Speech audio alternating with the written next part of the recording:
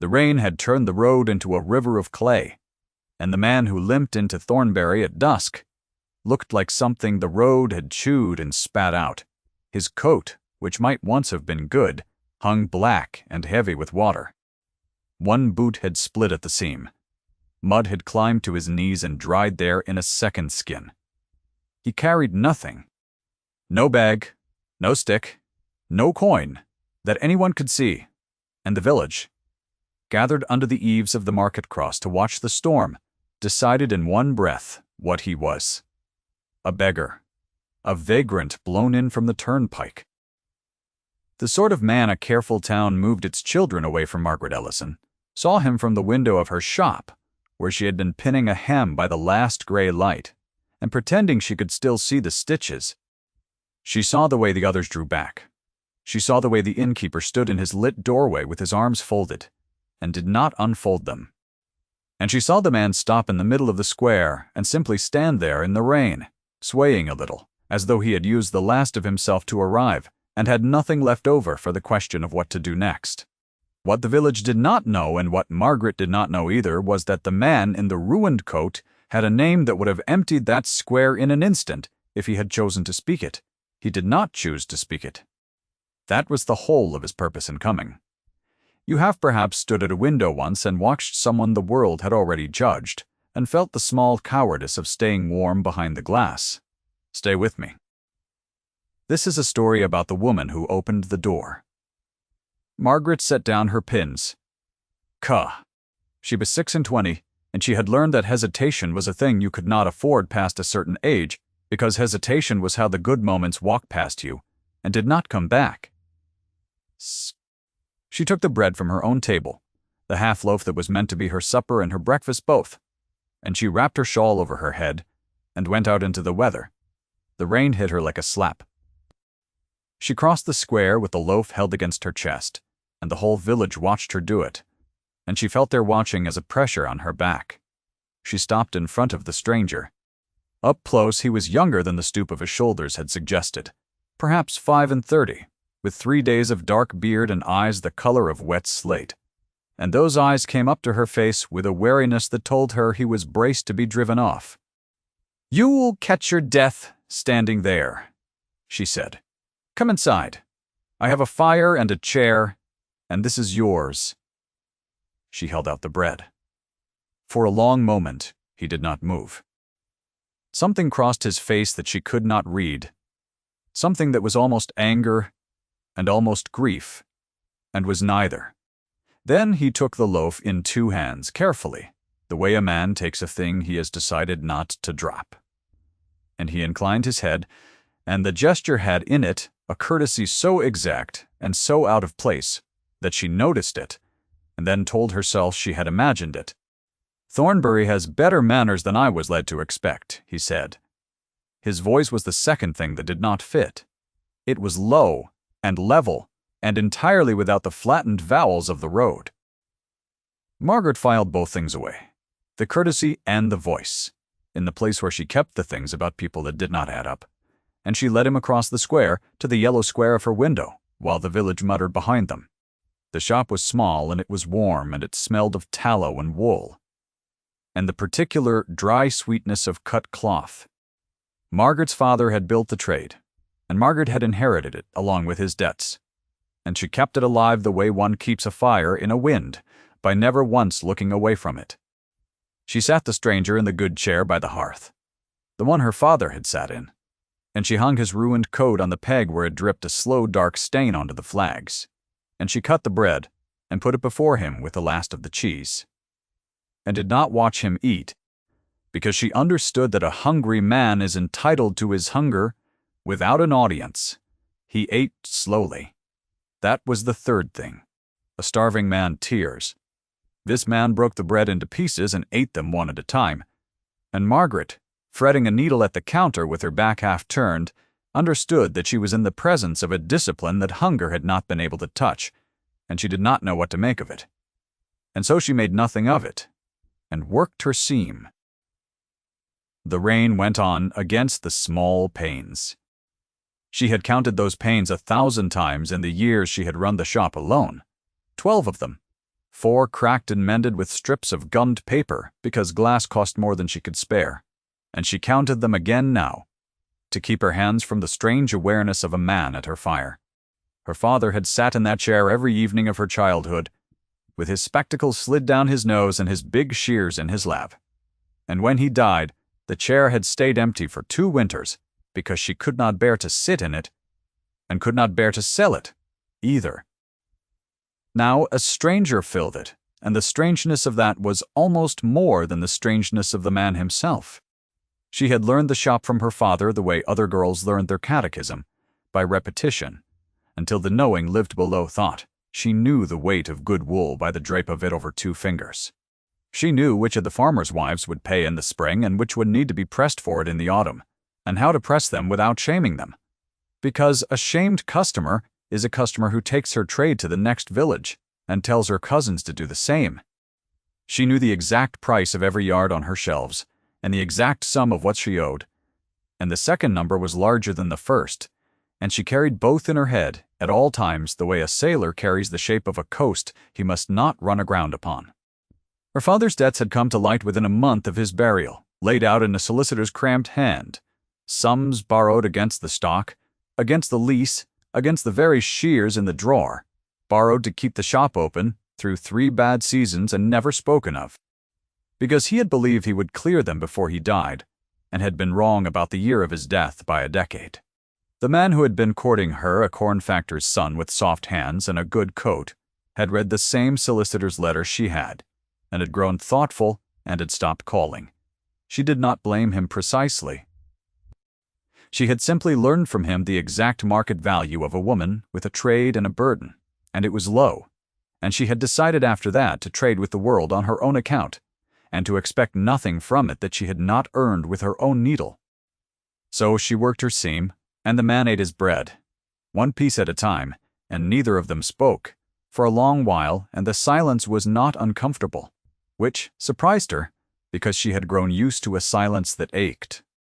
His name, though he did not give it that night, was Alexander Thorne, and he was the Earl of Ashcombe, and Thornbury, and every field around it, for as far as a man could ride in a morning, belonged to him. He had inherited it 11 months before from an uncle he had met 4 times, along with a question he could not answer from a comfortable distance, which was this: what were the people of Ashcombe actually like, when there was no lord watching and nothing to be gained by seeming kind? His steward sent him figures: rents collected, cottages in good repair, the poor rate paid on time, the roads mended before the winter. Figures could be made to say anything. And Alexander had learned in 11 years of letting other men manage his life for him that the men who sent the figures were precisely the men with the most reason to shape them. A steward who reported a contented village kept his post. A steward who reported hardship invited questions about where the rents had gone. Alexander did not know whether his steward was honest, and he had discovered that he could not know it from a study lined with account books 3 counties away, and the not knowing had begun to sit on him like a stone. There was more to it than management. He would have admitted this to no one, and had barely admitted it to himself as he pulled the old coat from the bottom of a trunk and rubbed road dirt into it with his own hands. He wanted to know whether kindness existed anywhere that was not bought. Every soul who had smiled at him for 11 years had wanted something, or had feared something, or had calculated the advantage of his goodwill down to the shilling, and he had come to believe that a title was a kind of blindness, that a man wrapped in one could never again see a plain human act done for no reason but itself. Quote. So he had put on his worst coat and walked into his own village, as no one, to stand in the rain and find out. He had told himself he was testing his steward. He was testing the whole of the world, and he expected it to fail, because it always had. He had not expected the answer to be a woman with a half-loaf and a chair. He had watched her come across the square with the bread against her chest, and the whole village watching her do it, and he had seen on her shoulders the cost of every step, the way a person moves who knows she is being judged and has decided to be judged rather than to look away. And something in him that had been closed for a very long time had opened the width of a hair. He stayed the night in the shed behind the shop, on clean straw, with a blanket. Margaret brought him without being asked, and without any air of doing him a kindness, which was itself a kind of kindness he had forgotten existed. And in the morning he did not leave. To the village, over the following days. He was the seamstress's stray. That was the phrase the baker's wife used, leaning across the counter with her voice pitched to Carrie. "Taken in a stray, has she? Well, she always did have more heart than sense, that one, and no man to tell her different." She said it smiling, the way the truly unkind things are always said, and Margaret went on measuring out the woman's order and said nothing, because there was nothing to say that would not cost her a customer she could not spare. She had heard it, though the stray. She turned the word over that night by the fire and found it did not fit the man any more than the coat did. The shutter had been the first thing. It had hung crooked on a broken hinge for 2 years, banging in every wind, and she had grown so used to the sound that she no longer heard it. She came down one morning to find it silent and true, rehung on a hinge he had shaped from a strip of old iron, with nothing but her father's tools and his own patience. When she thanked him, he had looked almost embarrassed, as though being thanked were a currency he did not know how to receive, and he had said only that a banging shutter kept a household from sleep, and had gone out to the woodpile before she could say more. He fetched her water from the well in the square each morning, 2 buckets, before the village was properly awake, so that she would not have to run the gauntlet of their looks with a yoke on her shoulders. He split her wood into the neat lengths her small grate wanted, and stacked it under the eave, where the rain would not reach it. And she noticed that he stacked it the way a careful man does everything, bark side up so the wood would shed the wet, and she wondered where a beggar had learned to think about wood. He mended a chair leg. He oiled the shop door so it no longer shrieked. He did these things without being asked, and without any air of expecting to be paid for them, and slowly, over the days, the small broken things of her life that she had stopped seeing because she had no strength to spare for them began quietly to be whole. He asked her once quietly, splitting kindling in the yard while she sat on the step shelling peas, why a woman ran a shop alone in a village that plainly disapproved of it. She told him the truth, because there seemed no reason not to, that her father was dead and her mother long before him, and there had been a man once who was to have married her until the debts came to light, and then there had not been.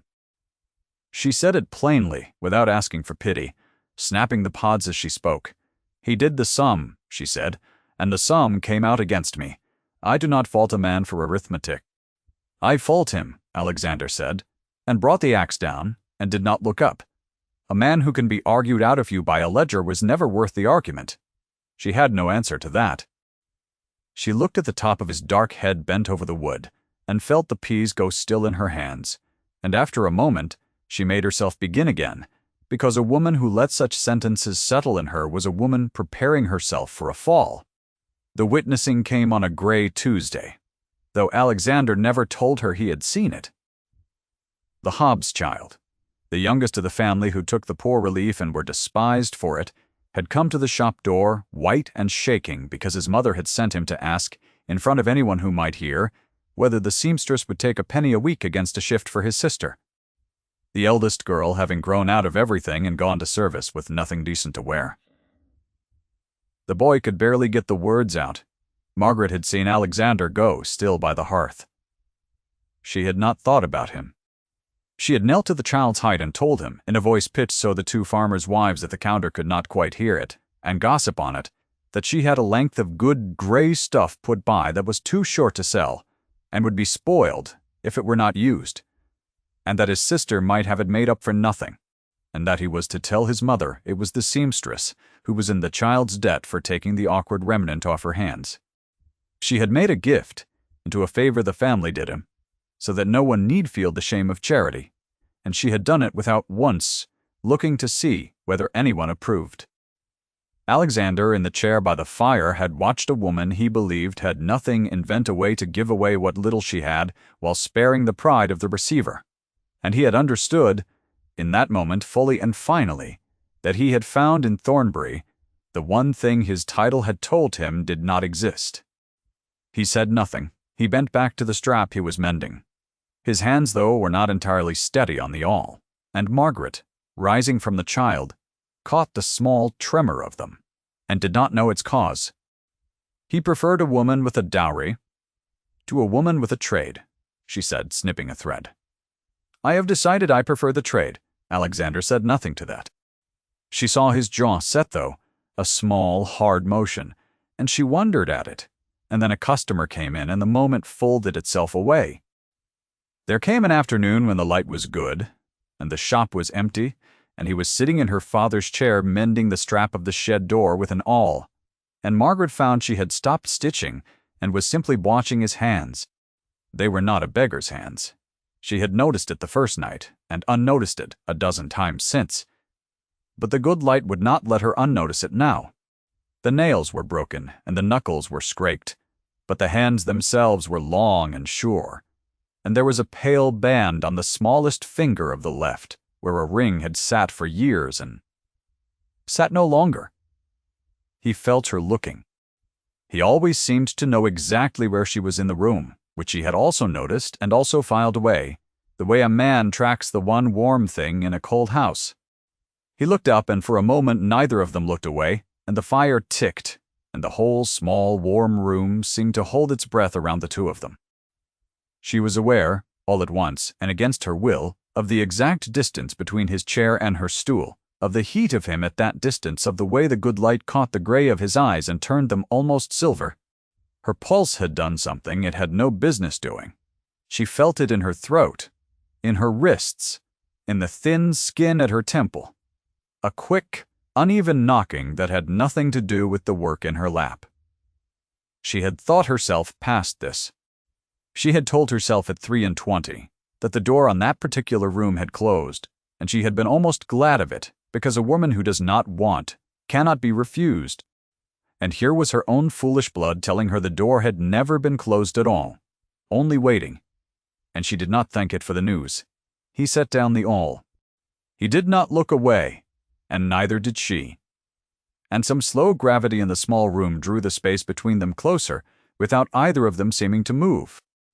His hand, resting on his knee, shifted a little, and for one suspended instant she thought he would reach across the space and touch her face, and she found that she was not going to stop him. And the discovery frightened her more than anything the village had ever said. His hand came halfway. Then it stopped. She watched him close it into a loose fist and draw it back to his knee. And she did not know whether the thing that moved through her at that was relief or grief, and she suspected it was both. "You are wondering what I am," he said, and his voice was not quite level. "I stopped wondering," Margaret lied. "You are a man who mends my doors." The corner of his mouth moved. It was not quite a smile. On his grave face it had the weight of one. "That is the kindest account of me I have heard in a long while," he said. She turned back to her seam because her heart was doing something foolish, and she did not trust her face. And she thought, with a clarity that frightened her, that she could grow used to this, to the sound of the awl, to the shape of him in the chair, to a house that was not empty. And she told herself that this was exactly the sort of thinking that undid women like her, women who mistook a stray warmth for a hearth of their own, and she pressed her lips together and stitched faster. What she did not know was that Alexander had lost the ability to sit in an empty room years before he came to Thornbury. He told her a piece of it one evening, not all of it, the way a man tests the depth of cold water with one foot. There had been a wife. Her name he did not say. Huh?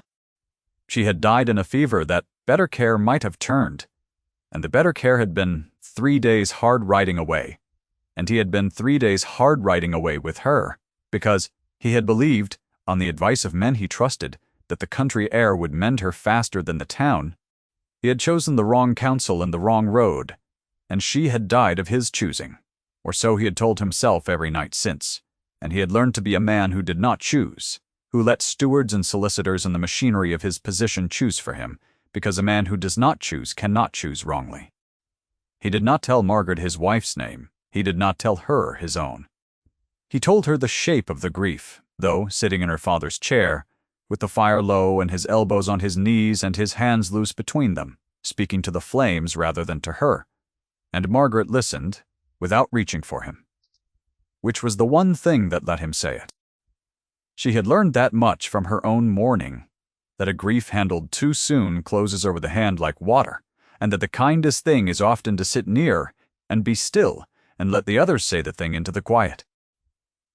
He told her he had stopped choosing after. He told her that for 11 years he had let stewards and solicitors and physicians and the whole apparatus of his life decide his mornings and his afternoons and the disposal of every hour, because a man who does not choose cannot choose, wrongly, and he had believed until lately that this was the same as being safe. He told her he had come to a place recently where he no longer knew whether he was a man at all, or only a set of arrangements other men made in his name. He did not weep. His voice did not break. He simply set the grief down in the firelight, the way a man sets down a load he has carried so long that his hands have shaped themselves around it, and when he had finished, he was quiet for a while. When at last he spoke again, it was not about the dead. He turned his head and looked at her, and the fire moved on his grave face, and he said, "Lo, I have not wanted anything in 11 years. I taught myself not to. It seemed the safest arrangement of all." He paused, and she saw the cost of the next words in the set of his jaw. "I find I want to sit in this room. I want the sound of your needle. I did not come here to want anything, and I have wanted nothing so much in my life as the ordinary evenings of your ordinary house." Margaret's hands had gone still on her seam. She did not answer at once, because she did not trust the thing that was rising in her chest, and because a man had once done a sum against her, and she had promised herself she would never again be the woman who mistook a warm evening for a future. She looked at him, and she looked at the truth on his face which she could read as surely as she could read the grain of a cloth, and she found no calculation in it anywhere, only a man saying a plain thing at great cost. She said only, "Country air did not kill her. A fever killed her. You were with her. That is not nothing." No one had ever said that to him. The men he trusted had murmured about God's will and moved on to the question of the estate. This seamstress, in a village he owned, and she did not know he owned, had reached into the exact center of the thing and named it true, and the man in the ruined coat sat very still in the firelight and felt something he had bricked up 11 years before shift behind the wall. You may have guessed already what she had not. That is the ache of a story like this one. Watch what she does, with a truth she does not yet possess. It was the miller's son, Coombe, who forced the matter, though he did not mean to. Coombe wanted Margaret's shop, or wanted Margaret, or wanted the satisfaction of a woman who had once refused him at a harvest dance 3 summers gone, and the 3 wants had tangled in him into a single grievance that had festered the length of a season. He was a broad, florid man who mistook loudness for standing, and he had come twice to the shop in the weeks before, once to price a length of broadcloth he had no intention of buying, and once with no pretext at all, and both times he had found the stranger splitting wood in the yard with his sleeves rolled. And both times he had gone away with his color higher than he brought it. He had taken to speaking of the seamstress in the tap room, a woman with more heart than sense. He told the men over their ale, a woman who would come to a bad end, harboring a nameless man off the turnpike. And did they not think the parish had a duty in the matter? He watched the stray settle into the seamstress's life. With a jealousy he dressed up as concern for the good of Thornbury. And the more the small broken things of her house came quietly whole under the stranger's hands, the less Coombe could bear it.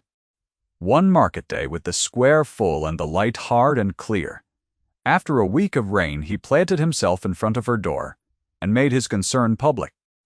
"We none of us know what he is," Coombe said loud, planted in front of her door so she could not open it without facing him. "A man with no name and no papers, living off a lone woman. It is not decent. It is not safe. I say he moves on, or the parish moves him on." He turned to the gathered faces. "Who here even knows the man's name?" And Margaret, standing in her own doorway with the whole village watching, realized that she did not. In 4 weeks she had given this man her bread and her chair, and the truest hours of her days, and she did not know his name. And the not knowing was suddenly a stone in the square between them. She felt the heat climb her throat. She felt the old dismissal in every face, the seamstress with more heart than sense, the woman no careful man had wanted. And into that silence, before she could gather a word to defend herself, Alexander stepped out of the shop and stood beside her. He did not shout. He looked at Coombe with an authority that had nothing to do with the ruined coat, and the square, which had been a mob a moment before, went uncertain and quiet, because there are men whose stillness carries further than other men's noise, and the village had never once heard this man raise his voice. "Cass, you want my name," he said. "You shall have it, but you will have it in front of the magistrate, since it is the parish you have invoked, and the magistrate will want to hear it standing." He turned to Margaret, and his grey eyes were steady, and he said in a lower voice meant only for her, "Trust me. One more hour. I have been a coward in a great many rooms. I will not be one in this square." Margaret did not understand. She had learned, though, to read a man's hands and his hunger and the way he broke his bread, and everything she had read of this one told her the same thing, and so she gave him the only thing she had left to give, which was her trust, and she nodded. The magistrate was sent for.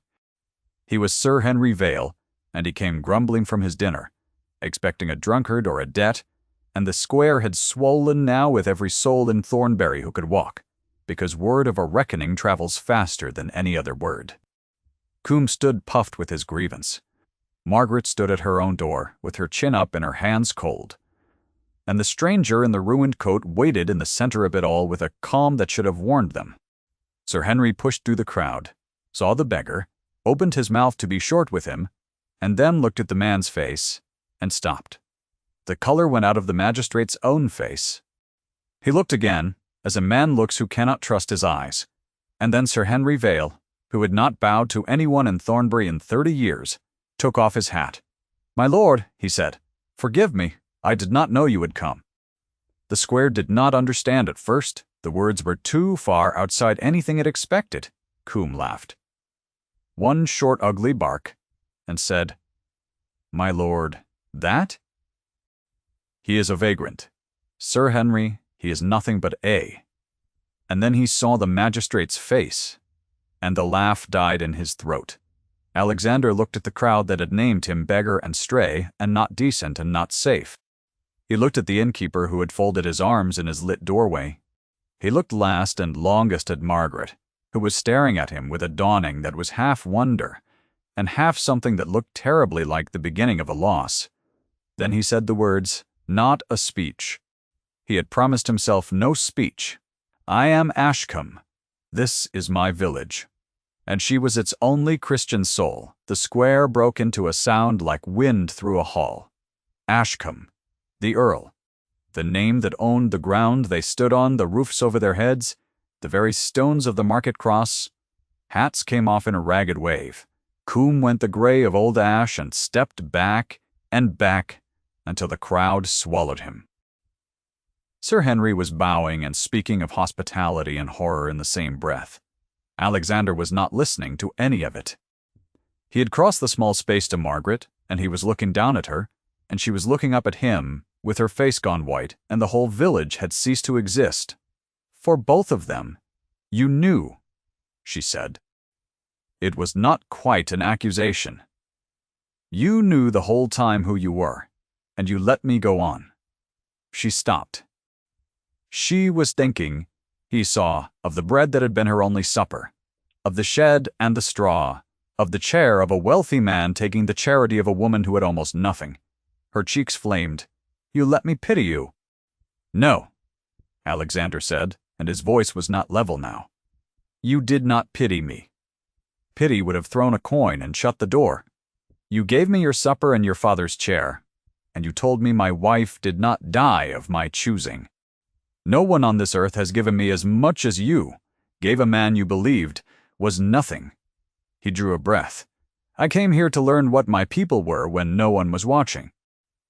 I learned it from you in the first hour, and spent 4 weeks too great a coward to leave, because I have not wanted to stay anywhere in 11 years, and I wanted to stay here." The rain had stopped days ago, but the memory of it seemed to hang in the square. Margaret's eyes were bright and hard. "You should have told me your name," she said. "Yes," he said. "I should have. It is the last thing I have been a coward about. It will be the last thing." And there, in the square where she had been named a woman with more heart than sense, in front of the very faces that had named her so, he took her hand, her needle-scarred, work-reddened hand. And he did not care who saw, and he said, "Margaret Ellison, I have no wish to be an earl in an empty house. Marry me. And neither of us need sit in an empty room again. You have waited the whole of this story for her answer. So did the square, so did he." Margaret looked at the hand holding hers, the long, sure hand with the pale band where a ring had been, and she looked up at the grave face she had watched break bread for 4 weeks, and she understood at last why nothing about him had ever fit the coat. And she found that the fear in her, the old fear that told her women like her mistook warmth for a hearth of their own, had gone quiet, because this was not a stray warmth. This was a man who had walked into a village as no one to find out who would be kind, and who had chosen the one who was. "I did not offer you bread because you were poor," she said, and her voice shook and held. "I offered it because you were cold. I would offer it again if you were the King of England. I will offer it every day of my life, if you will let me." She closed her fingers around his. "Yes!" The village of Thornbury would tell the story for a generation, and it would improve in the telling, as such stories do, until the Earl walked in through fire instead of rain, and the seamstress had turned away princes. The truth was smaller and better than any of that. And Margaret kept the truth. They were married in the spring, in the small church at the edge of the estate, with more of the village present than the church had held in living memory. And the baker's wife wept in the third pew and told everyone afterward that she had always said there was quality in that girl. Coombe did not come. He had gone to a cousin in the next county, and no one missed him. Sir Henry gave the bride away and was so moved he could barely manage the words. Ashcombe House was too large and had been too quiet for 11 years, and Margaret did not try to fill it all at once. She began with one room, the small morning room that caught the eastern light, and she brought her father's chair from the shop and set it by the window, because a countess may keep whatever chair she pleases, and this one had held the man she loved when he was cold. She kept the shop too, and would not be talked out of it, and put a widow in to run it. A woman the village had also decided had more heart than sense, and gave her the good grey chair's twin from the back room, and a fair wage and the run of the trade. The two of them proved the village wrong, twice over that first year, and the seamstress's shop, which had nearly gone under with its debts, cleared them by the following Michaelmas, and turned a small honest profit besides, and the baker's wife bought her Sunday cloth there, and told everyone she had always favored the place. The debts themselves Alexander had settled quietly within a week of the wedding, going himself to the solicitor with the cramped hand, and paying the whole of the sum his uncle's steward had let sit against a lone woman's shop for 2 years without a word of it, in any report. He did not tell Margaret he had done it until the paper was in her hands, discharged and sealed, and when she opened her mouth to protest, he said only that a man does not court a woman's gratitude by leaving a stone on her chest, and that the shop was hers, and would stay hers, and that he had done nothing but move a sum from one column to another, which was the single useful thing his position had ever taught him to do. On the first evening of their marriage, when the great house had emptied of well-wishers and the fires were banked low, Alexander found his wife in the morning room. She had lit a single candle and was sitting in her father's chair with a half-loaf of bread on the small table beside her, and she was smiling at it as though at an old joke. He stood in the doorway a moment, the way he had once stood swaying in her square, a man who had arrived somewhere at last and had something left over now for what came next. Then he crossed the room and drew the other chair close to hers, close enough that their shoulders touched, and he broke a piece from the loaf and ate it slowly, one bite at a time, the old discipline that had told her from the first that he was not what he seemed. "You are still eating like a man who fears the bread will be taken away," she said softly. "No," he said. He looked at her in the candlelight, at the seamstress who had opened her door into the rain when all the world stood behind its glass. I am eating like a man who has learned to make a thing last. Outside, the spring dark came down, soft over the fields that were his, and now hers. And the single candle burned, and the half-loaf sat between them on the table, and neither of them, for the first time in the long histories of them both, was sitting in an empty room.